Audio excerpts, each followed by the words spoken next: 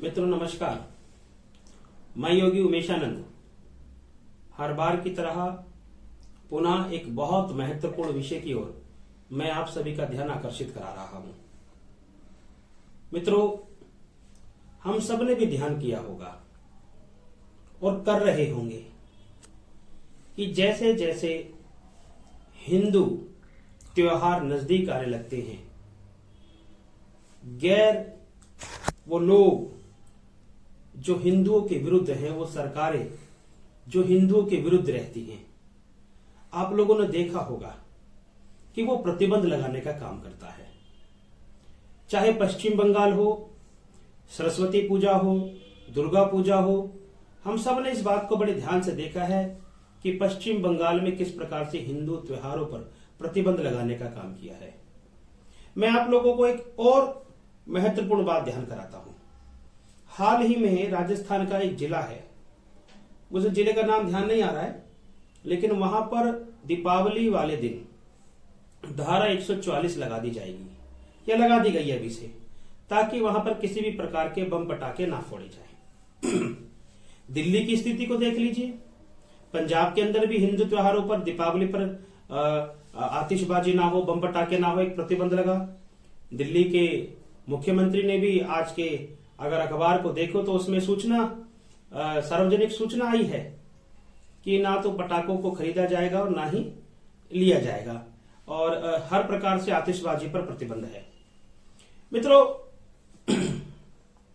आतिशबाजी दीपावली पर हम सब दीपावली के पर्व के बारे में जानते हैं कि जैसे जैसे त्योहार नजदीक आने लगते हैं, साल भर ये सरकारें प्रदूषण को नियंत्रण करने में कोई काम नहीं करते, लेकिन जैसे जैसे हिंदू त्योहार नजदीक आने लगते हैं, ये प्रतिबंध लगाना प्रारंभ कर देते हैं।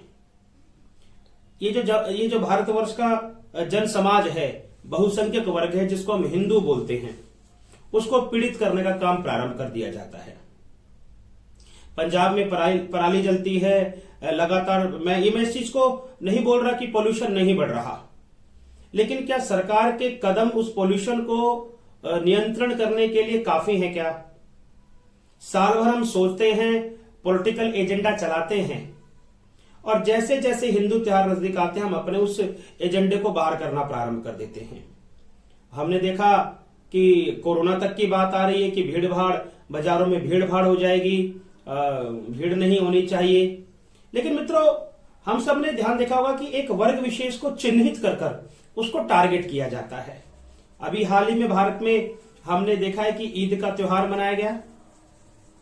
यहां तक तो कुछ राज्यों ने बाजारों को खोलने की छूट दी थी कि यहां से शॉपिंग कर सकते हैं, और किस राज्य के अंदर कितना कोरोना फैला है ये सब जानते हैं।